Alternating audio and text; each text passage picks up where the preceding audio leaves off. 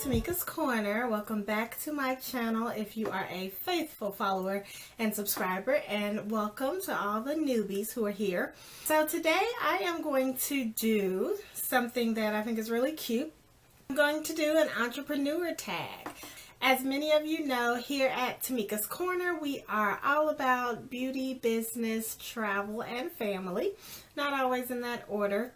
I try not to talk a whole lot about business here because I'm so like business every day of the week that this is kind of like my happy place.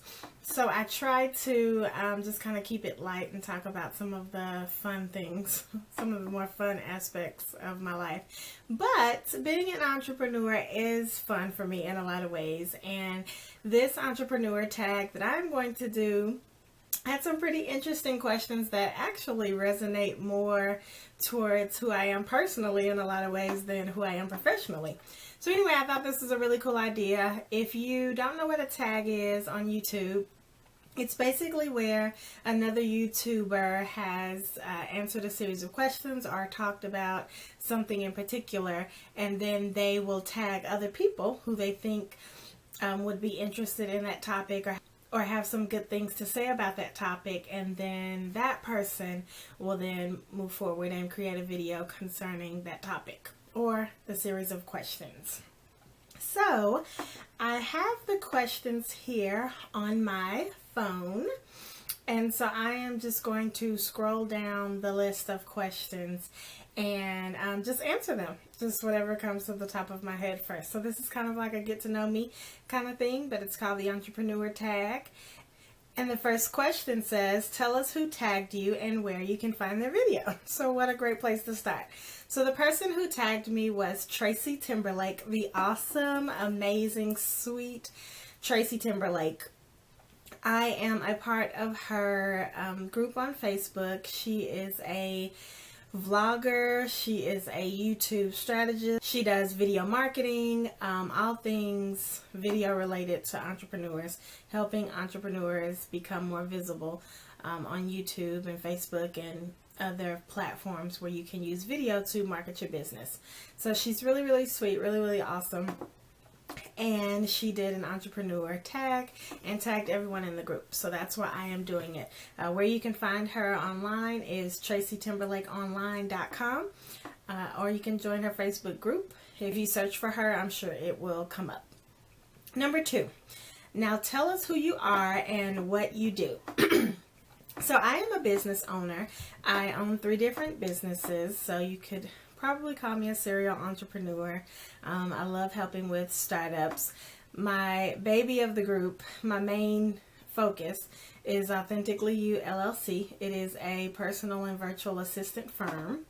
And so what I do with Authentically You is help business owners and other entrepreneurs organize and manage their life, their calendar, their projects, their ideas, and their engagements. So I teach people how to become personal assistants and how to be effective personal assistants, and then I match them with clients who are looking for a personal assistant. My other 2 businesses are, well, one is beauty related. I am an independent Avon representative, so I help women become beautiful through makeup, skincare. We have clothing, we have home products, so just become and feel beautiful using the Avon brand and line of cosmetics and wellness bath and body products. I also own a transportation company. So with that company, I help things move around the globe. There's a lot that goes into it. It is a new business venture for me, but I am enjoying it 2 years in at this point and having a good time learning about how transportation works in the world and how it affects our daily lives, and doing all that I can to leave my mark on the transportation industry with that company. So favorite thing about being an entrepreneur, I would probably say making my own schedule. I've always had a problem following other people's schedules where they say I have to be at a certain place at a certain time, and sometimes that's just not feasible. So I like being able to say that and making my own schedule based on being able to prioritize the things in my life. I don't like to be rushed, and I'm absolutely not a morning person, so that's problematic when you're trying to have a 9 to 5 if you are not a morning person. So I love that I can make my own schedule. Question number 4, my least favorite thing about being an entrepreneur. I would probably say that it never stops. So that's my least favorite thing. It's really hard to take a break when you're an entrepreneur because you live and breathe your companies. You live and breathe your projects. And you wake up every morning thinking about how to make them better. You go to bed every night with a task list in your head. So you have to do things like sleep meditations, or I try to go to the gym at night instead of in the morning so that my mind can wind down a little bit. So that's probably my least favorite thing, is that it never stops. And so you have to be very intentional about creating breaks in your life and in your schedule, or you will always be working as an entrepreneur. All right, number 5, how long have you been an entrepreneur? Since July 2005. That's when I secured my first client in my personal assisting firm. Number 6, the first person you hired besides your coaches and mentors. I would probably say it's a toss-up. Well, it's not a toss-up. I know who I hired first. An accountant. I hired an accountant first. I knew nothing about the business side of managing money and taxes. And so I needed a professional. So I hired an accountant. The second person I hired was an assistant, but that was after I grew. So that wasn't the first person. That's what I was thinking at first, but no, it was an accountant. All right, number 7, tell the truth. How many hours of sleep do you get a night? 8. If I don't get 8, then I'm taking a nap the next day. 8 it's pretty non-negotiable. I need 8. Kind of goes back to me not being a morning person. Like, I have to get the 8. If I don't get the 8, then I have to go back to sleep. Like, that's all it is. I need the 8, if not more, maybe 10. And I've always been like that. It's funny because when I was a kid, I used to be really concerned about the fact that I slept so much. And my parents used to say, well, when you get older, it will change. Because as you know, like older people, they don't sleep that much. But I've gotten a little older and it's still the same. I still sleep 8 to 10 hours a night. And that's it. I have to have my sleep. So, yeah. Number 8. How many Facebook groups do you belong to? No shame here. Well, for me, I counted. Unfortunately, it's 167. Oh my gosh, I need to declutter. It's funny though, because a lot of those groups I joined before Facebook changed their algorithm. I joined a lot of those groups. It was because Facebook had a simpler approach to groups. It wasn't the same as groups are now, where you can go live in the group, you have to be invited to the group, and all that kind of stuff. So I probably should go through there and scale that down a bit. I'm certainly not active in that many groups. I would probably say that I am active in maybe 6 groups. Yeah, I'm probably active in about 6 groups. So 2 entrepreneur groups, a wife group, bonus mom group,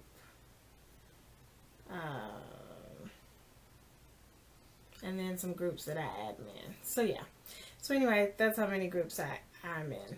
I'm getting a little hot. Alright. So now on to the next question. It is number 9. What do you wear on an everyday basis? So I would probably say sundresses, even in the winter, which I know is crazy. But if I really like a dress, then I'll just put a sweater over it. Because I just love how comfortable sundresses are. And I know that it's so like not fashion forward, but I love sundresses. I love how they feel, how they look on my body, and yeah, so I like sundresses, even if it means I just have to put a sweater over it because it's chilly. I like sundresses. Another staple that I wear every day is flip-flops, whether I'm just going to the mailbox or going out into the garden for a second, or running to the car, or running to the gym, or running to the store. I'll throw on some flip-flops. Old Navy used to have the best flip-flops, but I don't know who's making Old Navy's flip-flops now, but they're not very good. So anyway, I love flip-flops though. So tell me Who makes the best flip-flops? Leave me a comment down below. I don't know who makes the best flip-flops now. I love flip-flops. All right, back to the tag. So number 10, who's my entrepreneurial crush? So I would have to say that the main one is probably Sarah Blakely. I think her story of how she came to develop Spanx is awesome. She's also from Atlanta, or lives in Atlanta rather, not from Atlanta. Lives in Atlanta, and like, she was a salesman in her past and very much corporate career, 9 to 5, and then she developed Spanx, and it didn't happen just like that, like how I'm saying it. But if you've ever read her story or heard her speak, she has an amazing story about how she became the founder of Spanx. Like, all she had to go through to find a manufacturer, you know, someone who would take her seriously at the time that she was developing that. I mean, she has an awesome story. So I love Sarah Blakely. I think she's a great entrepreneur. I do have some other favorites, I guess you would say honorable mentions. I have a friend, Wendy Nicole Anderson. She's an online entrepreneur. She's super awesome. She has a great group on Facebook, very interactive, and her work ethic is crazy, insane, out of this world. She's just really awesome. So she was my friend first, but now I definitely look up to her as an entrepreneur. I think she's super awesome, and she's really, really, really good at what she does. I'll leave her link down below. I also like Marie Forleo. Of course, she's very well known, and a lot of people have her as their crush, but I like her. Tracy Timberlake, the person who started this entrepreneur tag, I think she's a great entrepreneur. She really relates to her clients and the people who seek her for advice, and she just seems like a fun girl, but she knows what she's doing and what she's talking about. So she's definitely established herself in the video marketing industry. So I really like her. Ariana Huffington as well. I think she's super awesome, from the Huffington Post. If you haven't heard her story, you should check it out. So I think she's a really cool entrepreneur too. So that's number 10. Number 11, if you could collaborate with any entrepreneur in the world, past or present, who would it be and why? So I would say Madam C.J. Walker. I mean, she was the first American self-made millionaire who was a woman. She had a hair care line, hair care product she developed on her own, and that's how she became famous as an entrepreneur. But she has an amazing story, obviously, in a time when being a woman, and an African-American woman at that, being able to be successful fighting the odds that come along with that, I think that is extremely admirable, and probably took, not probably, and I'm certain took an incredible amount of hard work and effort, and I just admire her. I admire her story, and I would love to have lunch with her if she was alive during my time. And then, you know, she developed her product based on a scalp issue that she had, and so I think that that's kind of the definition of an entrepreneur: a person who can find a solution or develop a service or a product, or develop the answer to a problem that they see in society, or a problem that they see around them. So if you can do that successfully, like, that's where entrepreneurial dreams are born. I mean, that's where they're made, based on a problem that you see. So anyway, I would love to meet her, have lunch with her, take her for coffee, because I think she's absolutely awesome. So what number am I on? 12. Top 3 entrepreneurial books of all time. So, wow, all time, that's like, that's a tough one, because I really, really like to read. So I would probably say The 7 Habits of Highly Effective People by Stephen Covey. I really like books that are organized like that are like 1, 2, 3, 4, clean, easy to read. The habits are something that you can implement in your personal or professional life, so the book is really useful, and they have since come out with several different versions of the book. So there's like an 8th habit, there's an 8th habit, and then there is like a rendition of the 3rd habit, where they break that down into like sub habits. But anyway, 7 Habits of Highly Effective People, I highly recommend that book. It's awesome. So I also like The 4 Hour Work Week, which is by Tim Ferriss, because again, I'm not a morning person, but you know, I'm trying to grow my business. So all that I can learn about putting the same amount of effort into my business and my life in general into the least amount of time, I am all about it. I'm there for it. So I really like that book. Good book.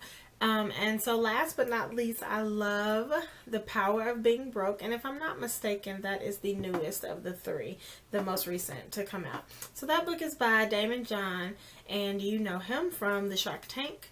And he was also a founder of FUBU, which was the designer clothing line. But I love reading that book because it it's like such a novel, not novel. It's like such a common concept that, you know, people are broke, I guess. But to know that there is power in being broke that can elevate you to have the life that you want and the career that you want, the life that you dream. I mean, there's really something to be said about taking a negative and turning it into positive. And a lot of people don't know how to do that.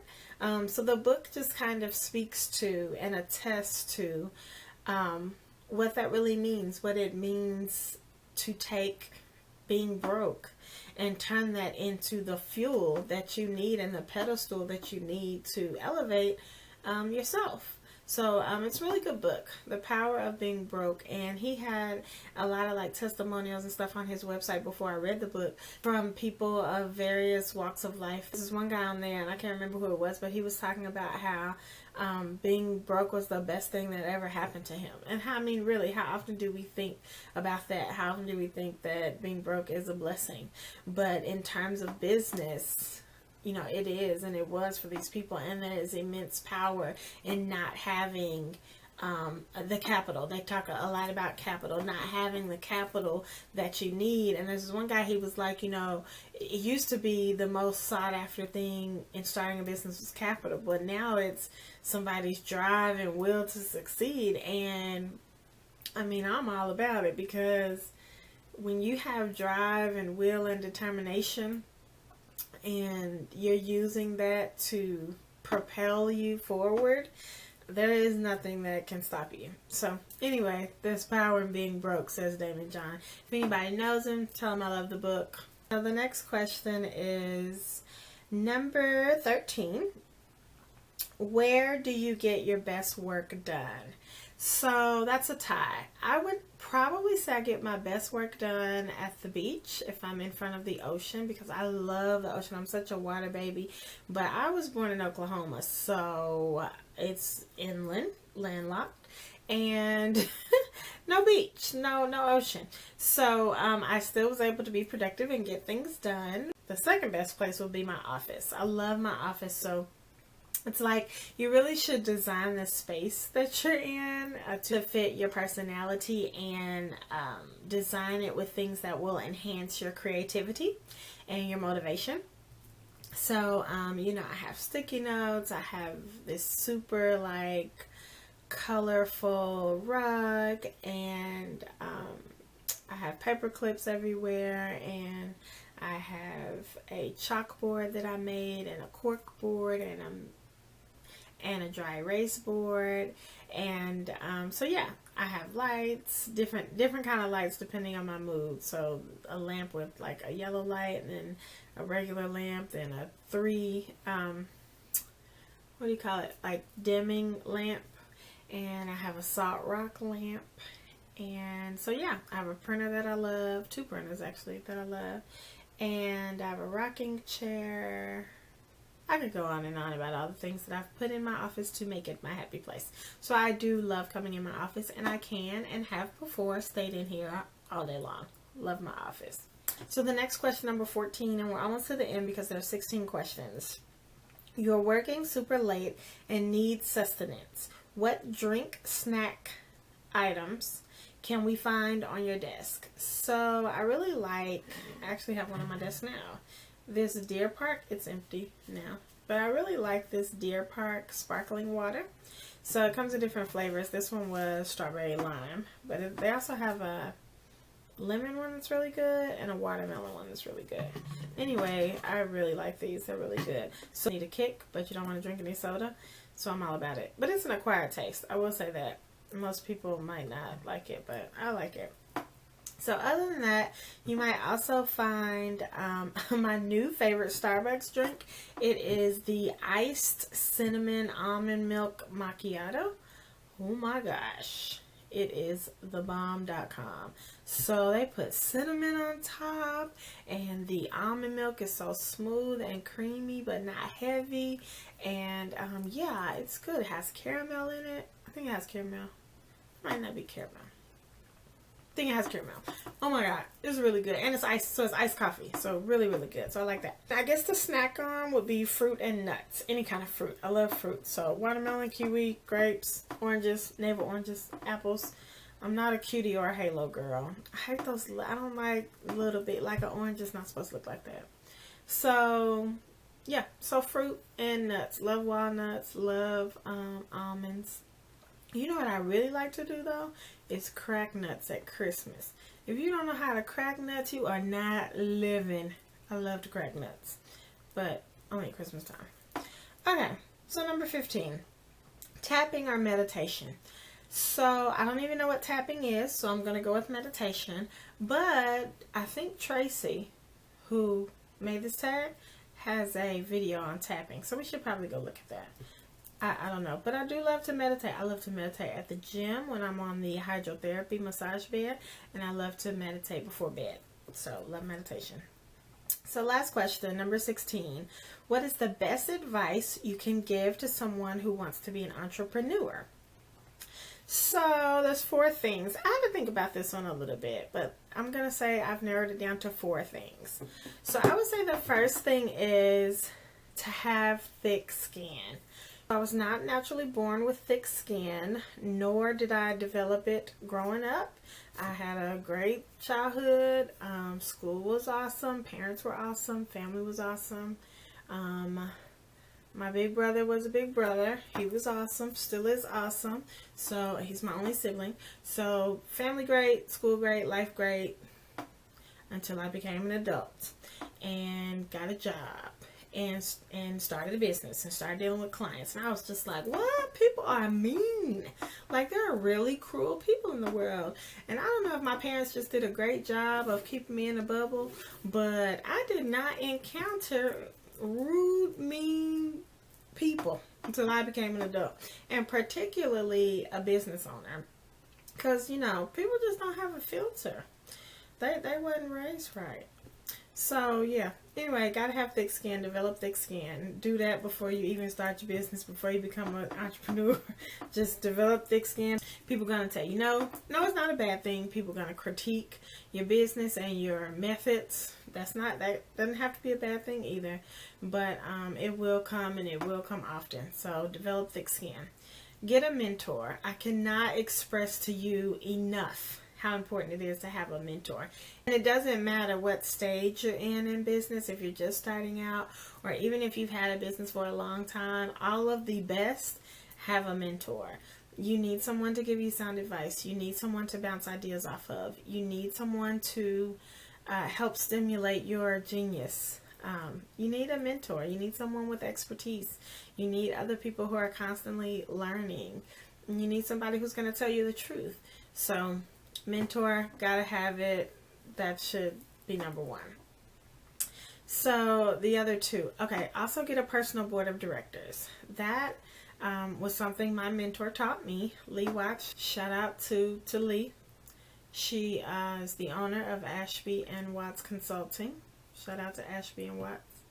So she taught me the importance of having a personal board of directors. Everyone needs a group of people, a circle of friends, colleagues, people who have an expert opinion about business or your industry, who love you, like someone who's not a stranger or a stiff or scared to be honest with you, but people who know you, who love you, who support you, who encourage you, who has your best interest at heart, and can help you grow and become a better person personally and professionally. And then the fourth thing I would say is to get a hobby. Because as an entrepreneur, you will, again, live and breathe your business. You will do everything in your power to grow your business, to grow your clientele, to think of new innovative ways to serve your clients, to try to constantly generate revenue and be creative in how you conduct your business. And so sometimes you have to do something else. Once I saw a documentary about Serena Williams, and she was talking about how she really doesn't like to, run on a treadmill and do basic workouts every day, but has to work out every day. So she was doing like some acrobatic stuff on the documentary, and she loves to dance and do some other forms of exercise to keep her body together.